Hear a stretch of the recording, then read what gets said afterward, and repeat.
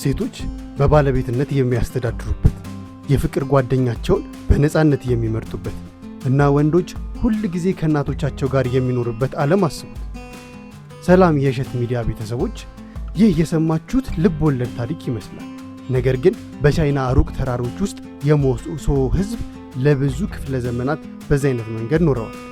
እስኪ በምድር ላይ የቀሩት ሴቶች የሚገዙትን ማህበረሰብ እንመልከት። አንደኛ፣ የሁሉ ነገር ገዢዎች ሴቶች ናቸው። ሁሉንም ነገር የሚቆጣጠሩት ሴቶች ናቸው። እንደ ቤት፣ መሬት እና ሀብት ያሉት የሚወርሱት ሴቶች ናቸው። አባወራዊ ውሳኔ ማለትም ውሳኔ የሚያስፈልጋቸውን ትላልቅ ነገሮች የሚወስኑት በሴቷ ነው። እድሜያቸው በገፋ ሴቶች ማለት። በኢትዮጵያ ሽማግሌ እንደሚባለው አህሚዎች ናቸው የሚወስኑት። ወንዶች እርዳታ ይሰጣሉ እንጂ ስልጣኑ የሴት ነው። ሁለተኛ፣ ጋብቻ የለም ወይም የእግረ መንገድ ጋብቻ። እጅግ አስደናቂው ነገር ሞሶች አይጋቡም። በዚህ ፈንታ እግረ መንገድ ጋብቻ ይፈጸማሉ። ሴቷ አብሯት የሚሆነውን ወንድ ትመርጣለች። ወንዱ በማታ ይመጣል፣ በጠዋት ቤቷን ለቆ ይወጣል። ቅናት የለም፣ ፍቺ የለም።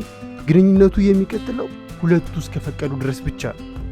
ሕፃናት የሚያድጉት በሴቷ ቤተሰቦች ሲሆን አባት ምንም አይነት ተሳትፎ አይኖረውም።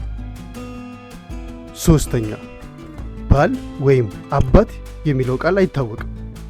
ቋንቋቸው እንደሚያሳየን ባል ወይም አባት የሚሉት ቃላት የላቸውም። ምክንያቱም ይህን ኃላፊነት ወይም ሚና የሚጫወት ሰው ስለሌለ። በምትኩ አጎቶች ወይ የእናት ወንድሞች ልጆቹን ያሳድጋሉ። አራተኛ፣ ሰላምና እኩልነት እንዴት ኖረ?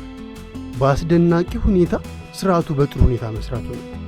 ይህ ስርዓት በሚገርም ሁኔታ ያገለግላል። ወንጀልና ግጭት አነስተኛ ነው። ሴቶች ከራስ ወዳድነት ለማህበረሰብ ቅድሚያ ይሰጣሉ። ምንም አይነት ጾታዊ ጦርነት የለም። ሁለቱም ጾታዎች ግልጽና መከባበር ያለበት ኃላፊነት አላቸው። ጠንካራ ቤተሰብ አላቸው። ሕፃናት በብዙ ፍቅርና እንክብካቤ ተከበው ያድጋሉ፣ ከአባታቸው ውጭ ቢሆኑ። ይህ ባህል ለረዥም ጊዜ ተጠብቆ ቢቆይም ዘመናዊቷ ቻይና በሕግና በቱሪዝም ተጽዕኖ እያሳደሩበት ይገኛሉ። ይሁንና ሞሶዎች አንድ ነገር ያስታውሱናል። የጾታ ሚናዎች ቋሚ አይደሉም። እኛ እንደምንፈልገው ማድረግ እንችላለን። በሴቶች የሚመራ ማህበረሰብ ስኬታማ ይሆናል ብላችሁ ታስባላችሁ? አዎ ከሆነ መልሳችሁ፣ ወይም አይደለምም ከሆነ ኮሜንት ላይ አስቀምጡልኝ። ቻው።